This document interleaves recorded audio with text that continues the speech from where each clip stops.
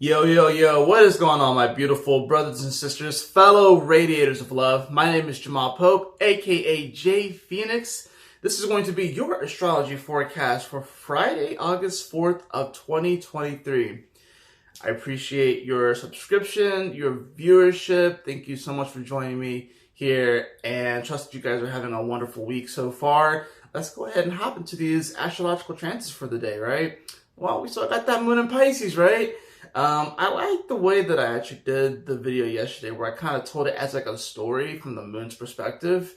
And I mean, in many ways, that's kind of how we do things. I mean, obviously, you want to look at the sun and the moon. Those are like obviously really, really important. But the moon moves very fast. So it does help to tell like the story of the day and how we feel about things, the emotions that come up, and just sort of how the day kind of progresses and stuff. Generally, going from like the moon's perspective. So I'm going to continue that today. Now, of course, I'm going to start off with this. Sun still in Leo. We're looking for the creativity, that passion, that power. We're looking to actually have that roar, if you will, right? And it will come to 12 degrees today. At the current moment, it's still 11 degrees, but this is earlier in the morning. And Jupiter is at 14 degrees of Taurus, so their square is becoming tighter and tighter. You're going to definitely start to feel it even become more so over the day. This is a positive square, honestly. Even though, the sun, of course, is at home. It's in Leo, so it's going to win, if you will. Jupiter's in Taurus, but the sun is in a place, it's in a fire sign, which Jupiter would like to be in. So there's definitely going to be this element where it's like, the way that they're sort of communicating with each other. The sun's at home, it's bright, it's powerful, it's invigorated, if you will. And then you have Jupiter over here just chilling in Taurus, just chilling on the farm. You know what I'm saying? This is one of those things where it's just like, if we really truly, value something, why aren't we putting our whole heart into it? You know what I'm saying? I think the reason why could be like different fears that may come up, different preconceived notions, the thoughts and whatever, like the thoughts and worries that come from other people. Whenever that can happen too, right? Sometimes we can love something and have a lot of passion for something, but not necessarily put our whole heart into it. There's things where, we can really value something, but then we don't put our whole heart into it. And it's interesting too, because like I said, they square each other. So it is a challenge. It is a challenge that when you find something that is truly worth it, when you put your whole heart into it, it can become challenging, right? Because it does sort of take on this sort of legendary quality. It takes on this sort of royal-like quality. There's a certain royal kind of responsibility that you have to the things that you value, and it's not always easy to step into that energy. So, because it requires us to, it's interesting too, because in between Taurus and Leo, what do you have? You have Gemini. So you have like your thoughts, right? You have Cancer. You have your emotions. So we have to learn how to balance those two aspects, our thoughts and our emotions. We have to learn how to balance that yin and that yang energy, right? So we can actually, bridge that gap between what we value, money and stuff like that too. Like, because on your Taurus, it's value, it's money, it can, in many, they both kind of represent physical appearances in many ways, like just the physicality of things, especially with Taurus, it's like physical objects, it's actual stuff, it's tangible, what I mean, stuff that you can hold. That's the other thing about Taurus. It obviously represents food, but we have to, in order to sort of bridge that gap between the yin of Taurus and the yang of Leo, you have the Gemini, you have the thoughts, you have communication, then you have water with Cancer, emotions. For the first time that we really come into sort of like a metaphysical kind of energy, the psychic abilities, if you will, intuition, right? But that's why sometimes it's hard, because we have to understand that, our thoughts are very powerful, but that we aren't our thoughts and we aren't our emotions, but they are things that we have. So learning how to bring those thoughts, Gemini, and learning how to bring those emotions, Cancer, learning how to kind of synchronize them together so they're on the same page, right? then that's how we bridge the gap between the value of Taurus and then the heart of Leo. That's how you bridge those gaps. Now, we do, of course, have that moon in Pisces today. And as, you know, the one thing I did not mention yesterday, which I will go ahead and mention today, is, you know, by this point, you know, the moon has conjuncted Saturn, right? The moon has opposed Mercury. It has opposed Mars. Now it's sitting here at 19 degrees of Pisces as of the time of me making this video. And it's getting ready to quincunx Venus. This is going to be a awkward conversation, right? You know, it's just like the moon's going to like, well, I mean, I might as well go ahead and hit up Venus. What's interesting about the quincunx is that generally with those energies, it's sort of like, it's almost sort of like a text message, right? At least with the call, you know, you can kind of discern how you can discern more of what someone's feeling. You get more information from a phone call than you get from a text message. You get even more information when you are talking to someone in person.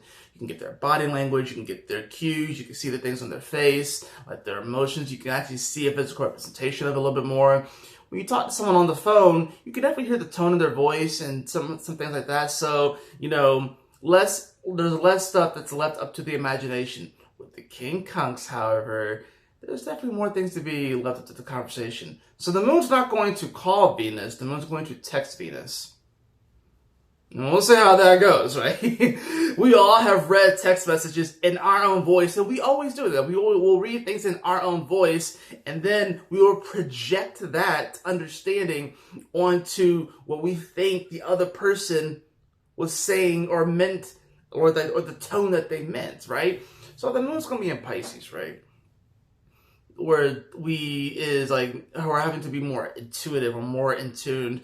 This is definitely a thing where it's like, you can definitely feel emotions more right now. You can feel other people's emotions right now too. You can definitely feel, especially, I think it's interesting too, how we had the whole Trump indictment, this recent one too, where he had to show up in court and he's facing over 500 or 600 years in prison or something like that. Super fucking theatrical. This political theater is unlike anything we've ever seen.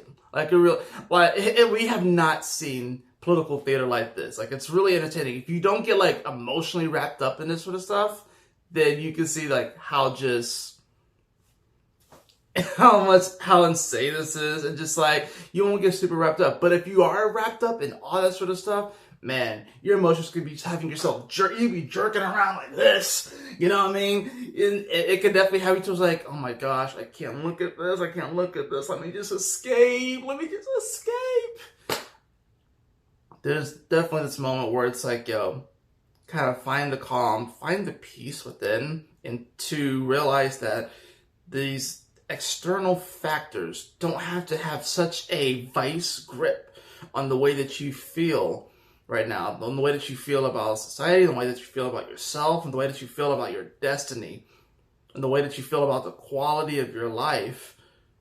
You don't have to allow these things to just have such a vice grip.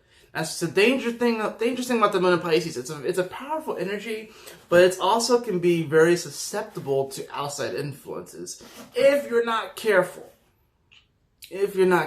Right? So the moon's going to text Venus today. And the moon's going to be like, yo, look, all right, so I talked to Saturn. She wasn't very helpful because she's like on vacation or something like that, you know? And then I talked on the phone to Mercury. And Mercury just gave me a bunch of information that I didn't really quite know what to do with. Just a lot of information, right? On how to fix this thing and that thing, and this needs to go over there, and that needs to go over there. And I'm still trying to sort out what freaking Mercury was trying to say, right? Then I came and I had a conversation with Mars, which is he's in like the same area of Mercury. And he didn't even know. I was like, oh, Mercury's trying to catch up to me. I mean, I got things to do. I gotta go. You know what I mean? I got this thing to do. I got this thing to do. I'm trying to take some like purposeful action here, right? And you know, that's how that conversation went. So the moon's gonna be like, okay, Venus, what you got for me? But it's gonna be a text message instead.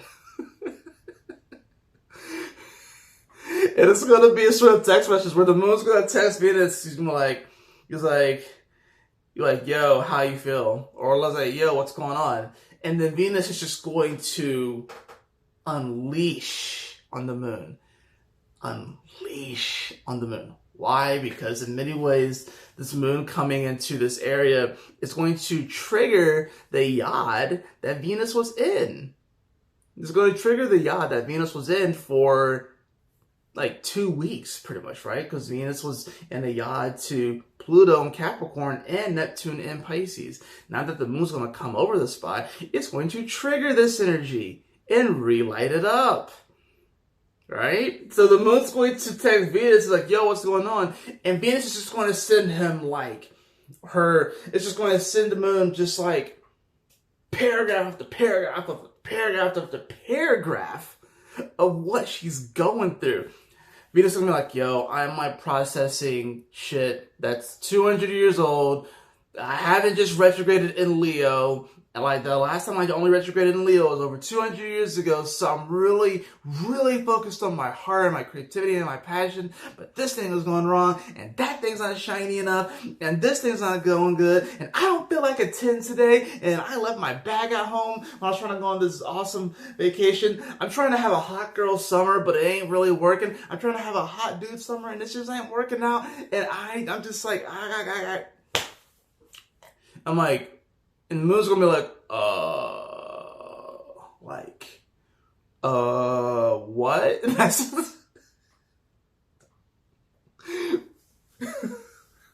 and then the moon's gonna come over Neptune later, and Neptune's gonna be like, I told you. Like, I told you, like, the moon's gonna come over Neptune. Like, Venus and Leo is like the actors, right? That's where that's the actor. You know, Venus and Leo is in many ways sort of like it is the actors. You know what I mean? Because the moon's gonna get to Neptune, and Neptune's trying to figure out everything on set and how it feels like everything on set's just going wrong, and he's just trying to do damage control, right? Like Neptune being retrograde in Pisces is sort of like doing damage control in many ways when it comes to the theater, when it comes to this big play that's going on. But Venus retrograde in Leo, the actors aren't feeling very hot, the caterer is fucking late, or the food is absolute shit. One of your cameras fucked up, now you have to like try and figure out how to get a new camera. You have a fucking deadline, you know what I mean? You have a fucking deadline that you're worried about. You wonder if your budget's even good enough to actually accommodate a particular scene or something like that. Like, all these different things are going on, and like Neptune is trying to sort it all out. You know what I'm saying? And then Pluto and Capricorn's just talking like, Pluto and Capricorn's just waiting there, was like,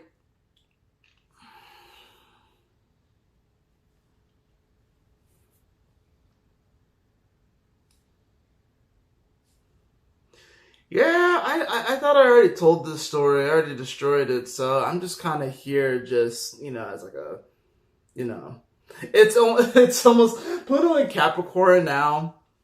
It's sort of like, it's like this is like part 2 or part 3 of like a movie series or something like that. Or like this is like the second or third movie in a trilogy. And one of the old bad guys comes up, and then, like, the main character, like, mistakes him. It's like, oh, you're back? And Pluto's like, look, man, I still don't necessarily, you know, I'm still not necessarily, like, the one, you know what I mean? It's like, I'm not the main villain in this one, all right? I'm not the main villain in this one, right? I already came through Capricorn and destroyed this shit, right? I already transformed this shit. I'm just back because, you know, I'm just back because y'all have good donuts here. You know what I'm saying? I'm just back because y'all have good donuts. It's like, then why are you here? It's like, well, I mean, I guess I'm still going to be a teacher. This is like literally like a bad guy that comes back. That's neither a good guy or a bad guy in like the second or third movie, but is literally just there, but might provide some insight for the main character too, right? Like, this is when he comes across the bad guy at like a coffee shop or something like that, and he was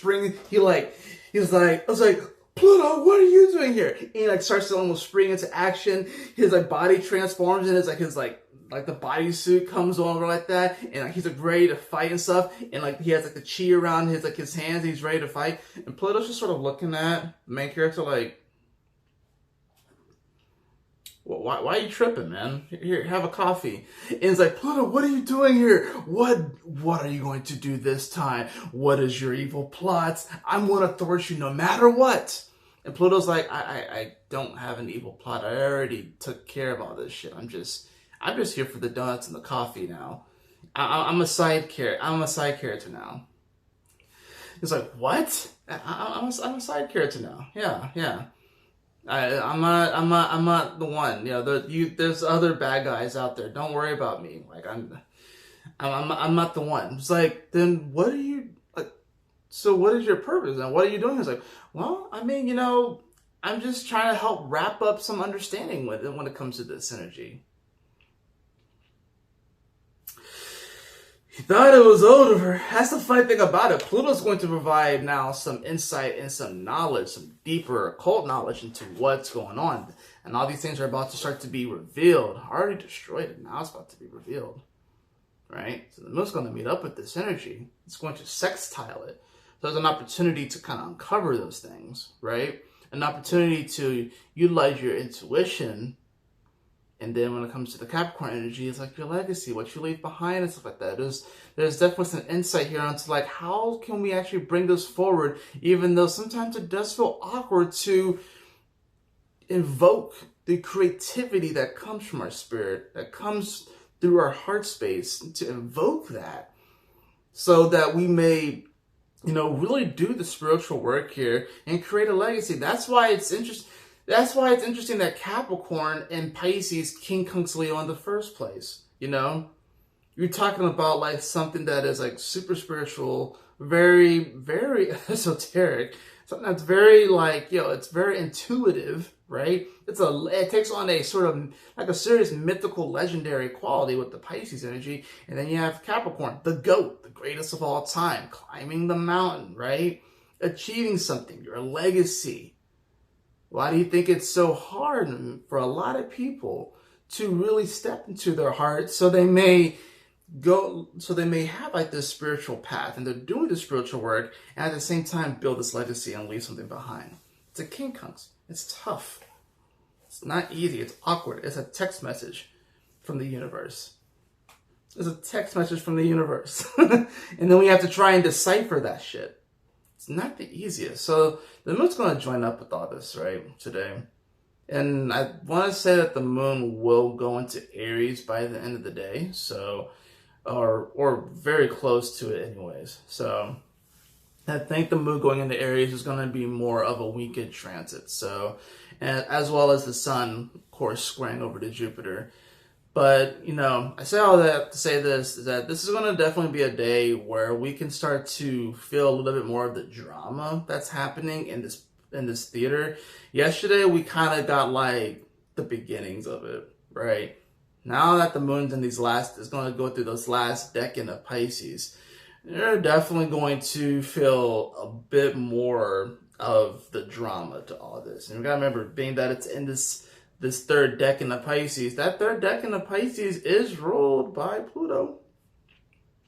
So, like, that's the thing we have to think about. So that's why I kind of mentioned the Pluto thing, because I think really here, Pluto is definitely going to be giving some information and knowledge and imparting some wisdom, some esoteric wisdom onto the moon. And depending upon like where we are in that moment, you know, we can allow that information to kind of take us into different ways. We can allow it to like really empower us so we can move forward and really change our lives and really, you know, manifest the life that we really want for ourselves by expressing who we truly authentically are, by expressing our heart, by expressing our creativity and our passion and connecting to others and not being afraid to put ourselves out there. Or we can choose to escape. You can choose to escape, you can choose to suppress, you can choose to do the blackfish dance, you know what I'm saying?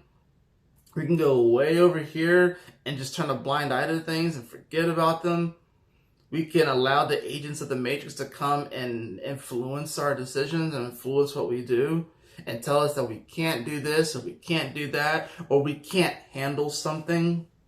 So many people are like, this can do the moon over Neptune, it could be like sensory overload. So people have like sensory like issues, whatever like that. Dude, this may be a really tough time for them because it was like, I'm getting a sensory overload. Can everyone please like speak in their, everyone speak a little bit quieter, please? I'm getting sensory overload. I think some people legitimately have it, but I do think that there's a lot of people that like are just kind of bitching and moaning. I'm not even gonna lie, right? It's like they can be a room full of people and then everyone's talking and then they just want everyone to just be quiet, and so they invoke their sense of like, what's the word I'm fucking looking for? Privilege, if you will. There's one video I'm thinking of in particular, right? And they're talking about not using gendered language. And someone's like, "Everyone, please stop talking. I am having very bad sensory overload right now, and I can't focus." Outsourcing your power, beloved. That person was outsourcing their power. Don't outsource your power right now. It comes from within. Do not outsource your power. Do not give them that inch. They're not going to just take a mile.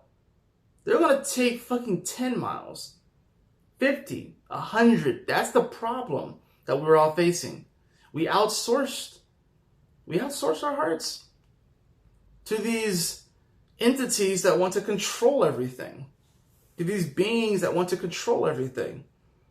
We outsourced just bit by bit, and over time, they started taking more and more and more and more. Now we have a lot of ground to catch up to. We have a lot of ground to cover if we really want to bring this thing back into balance, and if we really want to bring this thing back to its natural divine state.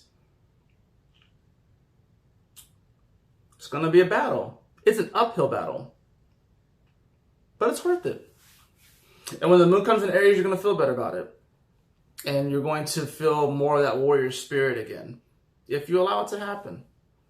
And you're going to just fall to the sensory overload of all the things that are happening right now, and just allow it to just like make you like, I don't know what to do with this information. What are you going to do? Are you going to escape into like drugs? Are you going to escape into like just meaningless sex? You know what I mean? Are you going to escape into those sort of things? Moon in Pisces, you know, that's definitely can happen. Or will you do the other thing? Will you meditate? Will you go within? You know? Will you listen to good music that uplifts you or speaks to you? You know? I think music and dance will be more important during this time. Will you, and like, you know, and when I'm thinking of drugs, I'm thinking of like harder shit like fentanyl, whatever like that. You're going to go to those weird places. You know what I'm saying? Because you see that shit happening, right? Are you going to take it too far? And you can see with some things, too far is not a lot. It doesn't take much to go too far with some of these drugs. I think we have to be honest with ourselves, and like certain drugs are more harmful than other ones. We have to be honest with ourselves. So each of these things have thresholds as far as like what is too far. So we have to be careful of those sort of things. But yeah, this is going to be a good day to just like, especially as the moon gets close after quincunxes Venus, and it gets closer to Neptune, which will be later on in the afternoon, right? You're definitely going to feel it kind of get more intense, and you can definitely feel your senses maybe just sort of like doing all this sort of stuff. Maybe a good day to stay off of social media. I'm not gonna lie. Maybe a good day to stay off social media and to not look at the news. If you know yourself and you know that you may be like influenced by all that stuff. Influenced to the point where it just makes you like, I don't know what to do with all this information. There's just so much stuff that's happening. Right? Meditate, take a deep breath, find your peace. It'd be great to do some Taurus-like stuff. So to like ground yourself in something, ground yourself in a task, maybe some gardening, going outside, or maybe like some sort of like a hobby that you have. Ground yourself in something. Writing would be really good during this time too, to kind of like get the thoughts out, to kind of get the emotions out. It would be a great day for that sort of stuff. So it's like when you take in this information, you have to have a way of processing it. But I think sometimes what happens, especially if you get sensory overloads, is we'll take in so much information and then we don't actually expel it. We don't do anything. So we have a backup. We're constipated, okay? You're emotionally constipated. A lot of people are spiritually and emotionally constipated right now, mentally constipated, right? It's backed up because they don't have a proper way of dispelling it. So, cards for the day that we have. I have the Devil card. I have the Five of Wands. And I have the Eight of Swords. This is not sensory overload. I don't know what the fuck is. The funny thing is, too, is that this Five of Wands, being that is reversed, is that more than likely, whatever drama that might have you, like, in a bit of a tizzy, it ain't even concerning you. It ain't even concerning you. This is literally, like I said, the protagonist seeing Pluto. Seeing Pluto, right? And like making Pluto into the devil, making the Pluto into like this big bad guy. And Pluto's like, I'm not trying to fight you right now. We did that like in the last episode. We did that in the last season. And so it's like, why are you here? It's like, well, I still provide context. I still provide some sort of context, and I'm sort of a side character in this one. I do play a role, but I'm not exactly the role that you're thinking. Is like, so what do? I'm here to show you that you're like this right now. That you're blindfolded and you're afraid to move forward. That you're anxious, that you're sitting in your own shit. That you're just sitting there and percolating and worrying and saying that you can't handle this, you can't handle that. I'm always going to be this way. So that's why these things happen. That's why I manifest these things. Man, get out of your own head. Take the blindfold off. Open your eyes and smell the shit and see where you are. I hate to be blunt like that, but that's just kind of how the day is, So, it can be positive in the fact that it can definitely tap us into some deeper spiritual aspects, some through the unseen realms. But if we allow ourselves to get really influenced by those aspects, then influenced by especially the negative aspects of those, the shadowy aspects, the ones that want to just control our lives and lead us away from our heart, then yeah, we're going to use copious amounts of alcohol and other things, like meaningless sex, to try and escape this shit. But it ain't gonna actually work. It's going to be like these sort of quick fixes, these sort of band-aids that we're putting on the way that we feel just to escape things. These things aren't working. They're working less and less and less. They're becoming less and less and less effective. So ask yourself today, where do you have the blindfold on? Where are you afraid to move? Where are you kind of staying stagnant? What petty things are you paying too much attention to? These petty arguments, these petty fights, what things are you paying too much attention to? More than likely it has nothing to do with you, right? Right? More than likely it has nothing to do with you. And like I said, the Devil card in this instance, I really do feel is sort of like is sort of the Pluto energy, right? When the moon sextiles Pluto, it's really going to be like you come across a bad guy from the past that's not a bad guy in this episode, but they're still going to provide context and still going to provide some wisdom. And they're going to give you insight into the battle that you had with them. And it's like, yeah. And the funny thing is that it's not like Pluto hasn't upgraded, it's going to retool and become more powerful, but Pluto's not concerned about that. He's not concerned about fighting you right now. Pluto's not concerned about that. Already destroyed Capricorn shit and transformed it already. Now, right? We're in the time skip, right? It's not so much that the villain's going to join the party, or the previous villain's going to join the party. It's going to be like an auxiliary character, So it's so interesting too, because my dream last night was insane. My mom and my dad were fighting. I mean, they're divorced. They've been divorced for a while, but they were fighting and stuff like that. And I was trying to calm both of them down. It was weird. But I think it's interesting how I had a dream like that, because it's sort of something that has passed, and it's something that, we've moved on from, and it kind of came up, and it's sort of I'm not really sure exactly, but I felt like there was definitely some sort of message there, and I'll probably think about it throughout the day and stuff like that. But it was kind of interesting for sure. So, but I just think things can come up today from the past and stuff. We can be reminded of things, reminded of boogeymen from the past, but don't confuse those boogeymen for current boogeymen, right? Don't confuse them for like the current things. These are things that you've already gotten over, potentially, anyways. I hope, hopefully, anyways.